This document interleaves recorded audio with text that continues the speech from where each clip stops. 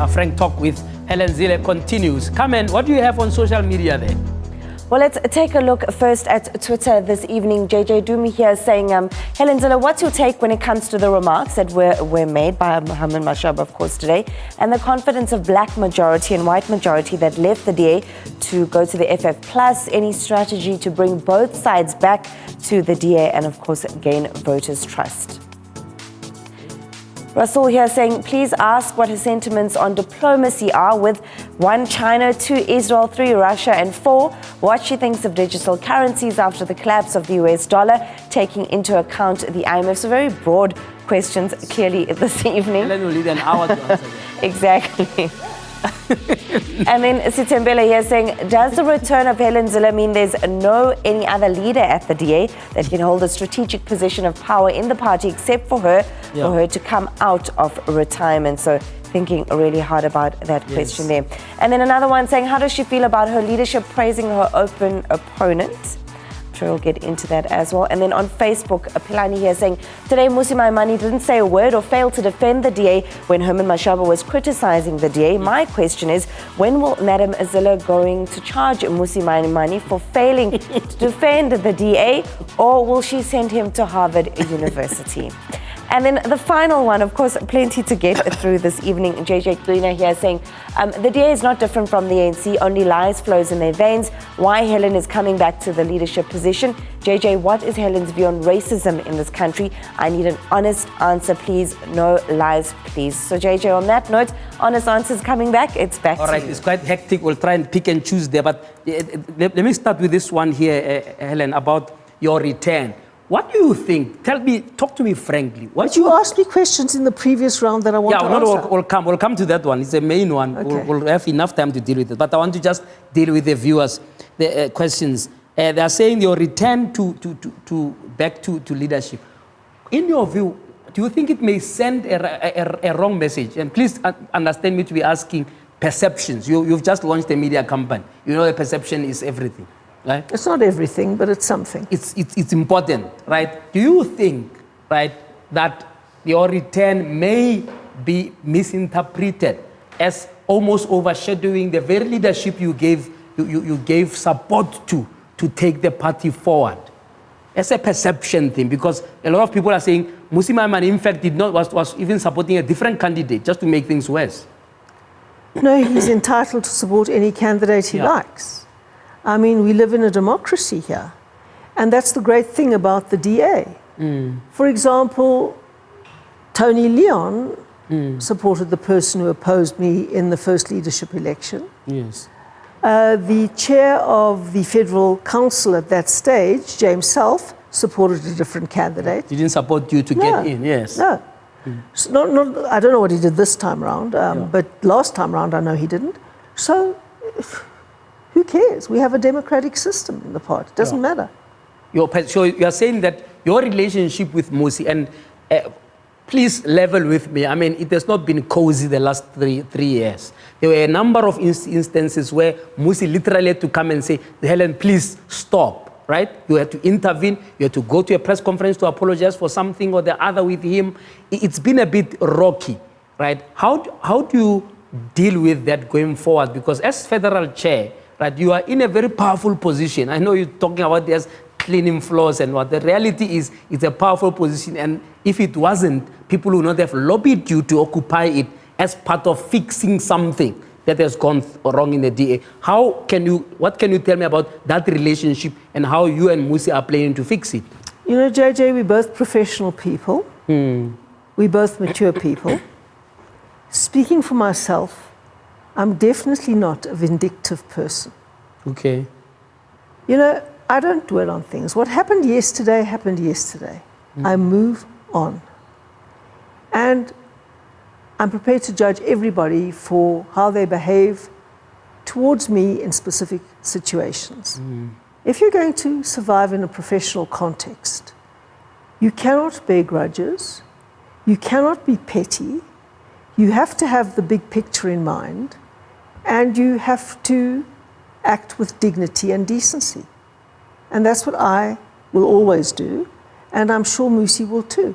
Do you have confidence in Mmusi Maimane's leadership particularly at this point in the history of the DA, with all the challenges you have described? I have absolute confidence in the DA's leadership. I have absolute confidence that the DA's processes are right. Yeah. And you won't find another leader on this continent, believe me, that when the party has lost 1-point-something% in support, that they will call an independent review and allow the party to debate that independent review and act on that independent review. That is unbelievably mature leadership. Yeah. It is worthy of the most profound respect, and it gets it from me. And when you think of our opponents, the ANC, they've gone down from 70% to 58%, and they've never once had a review or any introspection at all. That's why you then say to your DA members they should cut Musi some slack, because he's only lost 1.5%, given all of the challenges. Do you feel that you can't, as federal chair, right, have an unequivocal endorsement of Musi as leader, especially with the perceptions that may be there that your coming back may overshadow his leadership? My coming back won't overshadow his leadership because I've got a completely different role and a completely different function. It is like saying the bus conductor overshadows the driver of the bus. Well, of course, in collective... You're no bus conductor, Helen. I mean, you would overshadow even if you kept quiet in a meeting. So I'm saying, honestly, right, let's be frank here. I love this. I mean... Sticking to your lane is not your strength. I'm sorry. You failed to stick to your lane over the last 3 years, even when you had held no position, let alone now if you are holding a position. When there were a number of incidents that were strange, you were amongst the first on the scene. When the Kola Banat happened, you were first on the scene. When this Van Damme thing happened, you were first on the scene, saying something. And I'm not saying that it's not your right to talk, but I want you to answer me here. Do you feel that you can endorse Musi and say, DA members, Musi is still your leader? My being here as chair doesn't change that. I've said that. I've said that. My being chair doesn't change anything about the leadership of the DA. Do you have confidence in Musi Maimane? I have confidence in Musi Maimane because there are very few leaders on this continent or anywhere that would have done something so brave in terms of introspecting. Is there something he did since he took over from you that let you down even a little in this last 4 years? Nobody's perfect. Okay. And every single person would look at me and say, we don't like this about Zille, we don't like that about Zille. But the truth is, if I got out of bed in the morning and said, the sky is blue, people will say, you can hear that she's racist because she says the sky is blue, which is the DA's color. That's what they would say. People are crazy. I mean, if I sneeze, they think it's a story in the newspaper. It's just ridiculous. You see how much difficult it is for you to be able to stay in your lane? No, I stay in my lane. Why don't you guys stay in your lane? I want to take you out of your lane because you have revolutionized how an opposition party is seen in a New South Africa. Right? And let nobody take that away from you. Right? But you have also made it difficult for Musi in the last 4 years because you didn't switch off, in a sense, from being that leader. Because, and I'm not saying go and dim your light, but I'm just wanting you to acknowledge, right, that you now literally at this point have two leaders in the room. You've got Helen Zille, who has a track record of having built the DA to this point, and you've got a Musi Maimane who was promoted by Helen Zille to be where he is. How are you going to manage those dynamics, Helen? And please don't tell me about toilet cleaning, because that's not what the federal chair is going to do. You've got a job description, right? Okay. And I'm going to read the job description again and again. All right. And I'm going to do the job. Okay. So my job is to discuss with the leader tomorrow what he would like on the agenda of the federal executive on Wednesday. Okay. And I will formulate that agenda after a discussion with what the leader would like to have on that agenda. Okay. I know what my job description is. But if I even wrote a memo or an agenda, people will say, well, look at Zille. Yeah. You see, it's a fascinating thing. But for the last 3 years, I was Premier of the Western Cape. And I got a lot of coverage in that particular role, but I was doing my job. I wasn't on any of the DA structures. Yeah. I had nothing to do with any decision making in the DA. I was sticking to my knitting and doing the job of the Premier of the Western Cape. You think Musi can take forward what you envisaged when you left office for him? I mean, for lack of a better description. In other words, there is nothing that needs fixing in as far as leadership is concerned. There may be something that needs filling in as far as James Self's vacated position is concerned. Because those are two different things. In other words, people who are approaching you, coming to you to say, Helen, you better come back and play a bigger role.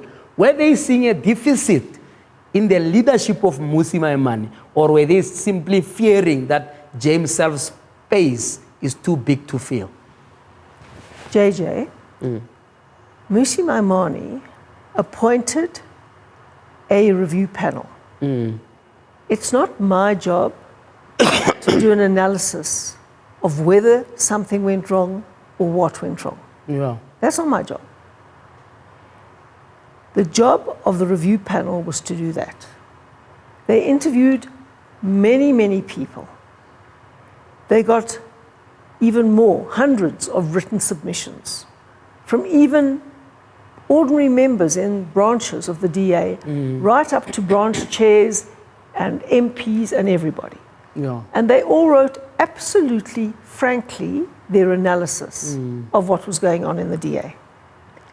The review panel went through literally hundreds and hundreds of submissions and wrote up a crisp, I think it's 36-page analysis with a whole set of crystal clear recommendations. Yes. We've all said, having read that review, that we are going to implement these recommendations in this and this and this and this way. Amongst which they're saying Musi must step down. They're not saying that. They are saying, well, the review panel said that, yes. Yeah. We said in response to that we are going to call a Congress next year. An early Congress. In an early Congress in which we will decide in the normal course of events on the leadership. I see. All right, after the break, we're going to go back to our conversation now on race. Somebody asked you to give a straight answer, right, about racism, right? Yeah. And I want to ask you when we come back, does the DA have a race problem, right? South Africa they've seen many incidents. Human Rights Commission has been having its hands full with racist incidents all over. The DA itself has had its share of such incidents and so on. Do you think, as Helen Zille, chair of the Federal Council, that as you go to that Congress, issue of race within the DA, racism for that matter, is it an issue? Does the DA have that problem to deal with or not? We are talking to Helen Zille. When we come back, we round off our conversation with her, frankly, to end our discussions here tonight on Newsroom Africa. And of course, we'll take some of your messages as well as we finalize that conversation with Helen Zille. Stay tuned, please.